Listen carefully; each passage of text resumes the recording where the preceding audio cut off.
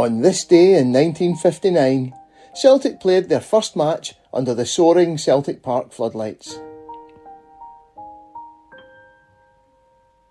The Celtic Park floodlights that once dominated the skyline of the East End of Glasgow were installed in the summer and autumn of 1959, and their official opening was marked by a friendly match against Wolverhampton Wanderers on the 12th of October.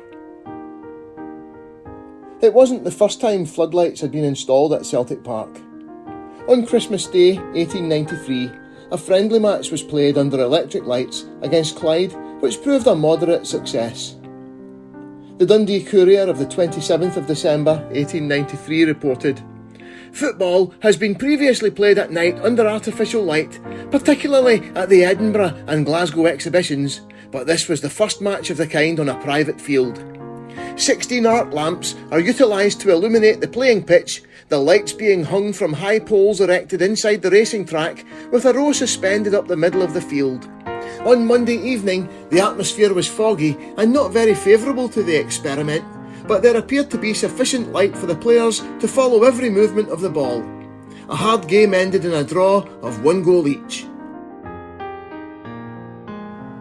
Into the new year, on the 13th of January 1894, Celtic defeated St Bernard's 8-1 in a Scottish Cup tie, after which the Edinburgh club lodged an official protest with the SFA, complaining that the ball had more than once struck the sagging wires suspending the arc lamps above the pitch, affecting its trajectory. The protest was withdrawn before the SFA considered the case, but this ended Celtic's early experiment with floodlights, and they were quickly removed.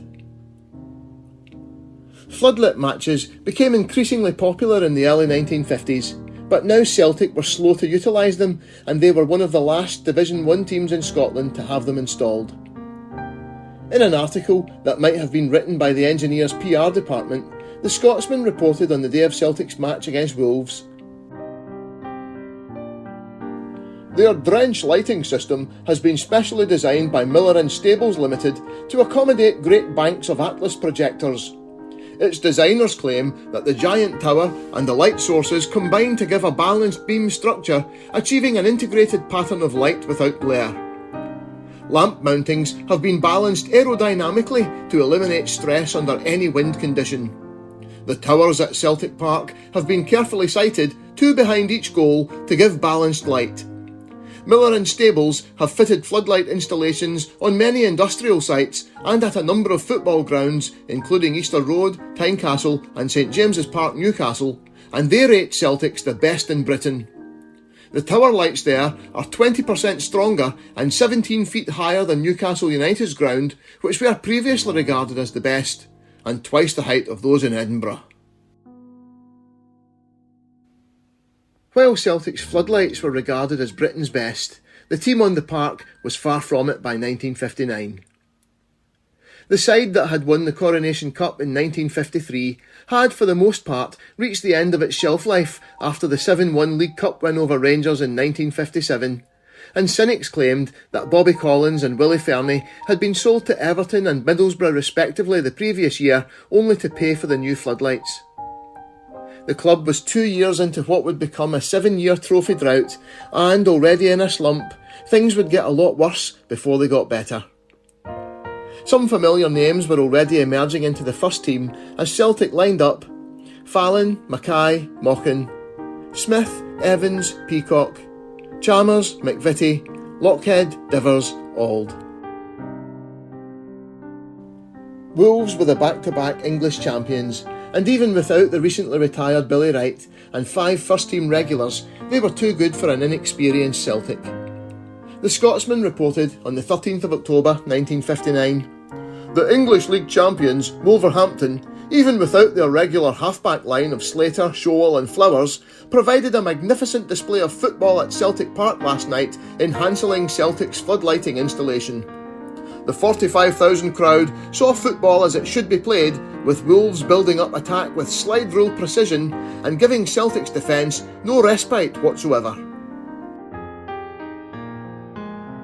The match proved to be a nightmare for young right-back Duncan Mackay, who would go on to become a mainstay of the side for the next 5 seasons, playing over 200 matches and winning 14 caps for Scotland. The Scotsman reported of Wolves' opening goal on the 21st minute. Mackay sclaffed a clearance and the ball went to Horn, a clever player on the Wolverhampton left wing. He cut a pass inside to Broadbent, who had run intelligently into position. An 18 yards drive by the inside left went past Fallon like a guided missile.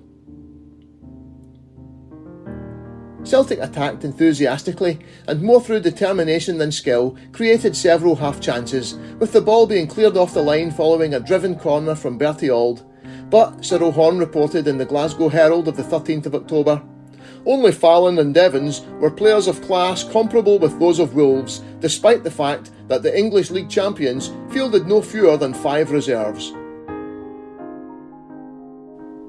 Despite their obvious superiority, Wolves only added one more goal midway through the second half, and it came gift-wrapped from Mackay. Cyril Horn wrote, "There came a free kick for Celtic in their 6-yard area, and Fallon side-footed the ball out to Mackay, who did not return it to the goalkeeper but began to advance. Then the right-back suddenly back-heeled the ball, and Murray intercepted, ran round the bewildered goalkeeper and shot the goal that finished Celtic." The floodlights proved a great success, but it would be years before Celtic's star would shine as brightly. Cyril Horn finished his report both perceptively and prophetically. "Celtic must now surely realise that though they may be in time to come a side of more than average competence, they are far behind clubs of Wolves' class. The great danger of embarking on a policy of youth first and foremost is that without sufficient generalship alongside, the young players will not prosper."